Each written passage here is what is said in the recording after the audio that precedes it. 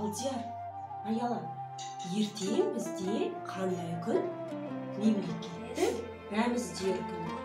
Я Қазақстан Республикасының мемлекеттік рәміздер күні.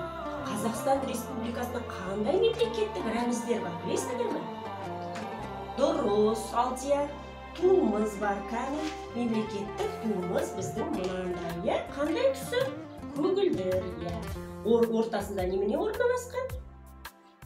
Күн орналасқан, астында қыран бүркіт, дұрыс. Сол жағында қазақтың оюы. Біздің туымыз осындай. Алдияр, тағы қай жерде сен осындай туды көрдің? Тағы қай жерде көрдің? Көрсетші. Қай жерде көрдің? Мамаңның жұмысында көрдің, дұрыс. Аяла, сен де көрдің бе мамаңның жұмысында? Осыны туды? Мамаңның жұмысында. Мамаң қай жерде жұмыс істейді? Мемлекеттік мекемеде жұмыс істегеннен кейін мемлекеттік мекемелердің бәрінде осындай ту жоғарғы жағында орнатылған. Ал енді тағы қай жерде сендер көрдіңдер? Көрсетші. Дұрыс айтасың, міне біздің ұлттық теңгемізде міне мемлекеттік туымыз орын алған екен, бейнеленген. Ал бұл мемлекеттік тудың авторы кім? Жоқ, дұрыс емес. Шәкен Ниязбеков деген кісі осы мемлекеттік туды шығарған.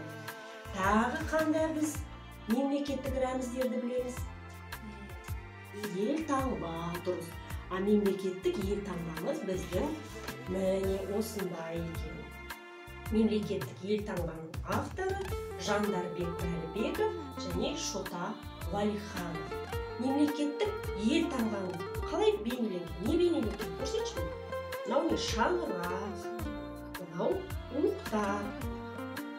Екі жағындағы қос пырақ. Астында не деп жазылып тұр? Қазақстан деп жазылып тұр. Дұрыс айтасың, Алдияр.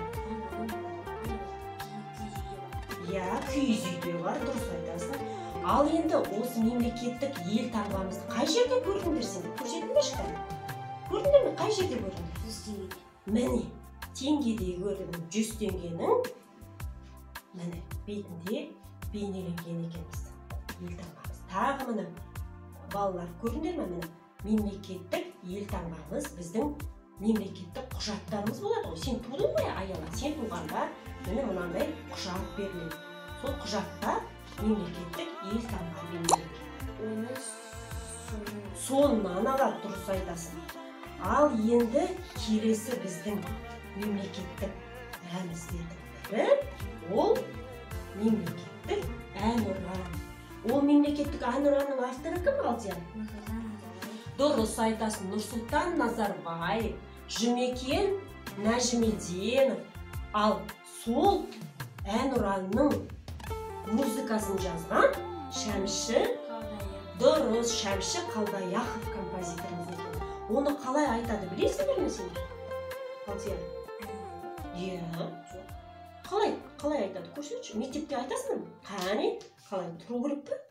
Ал тұрамыз да қолымызды, оң қолымызды сол жаққа қойып, кеудемізге оң қолымызды сол жаққа қойып айтамыз. Ал енді айтайық.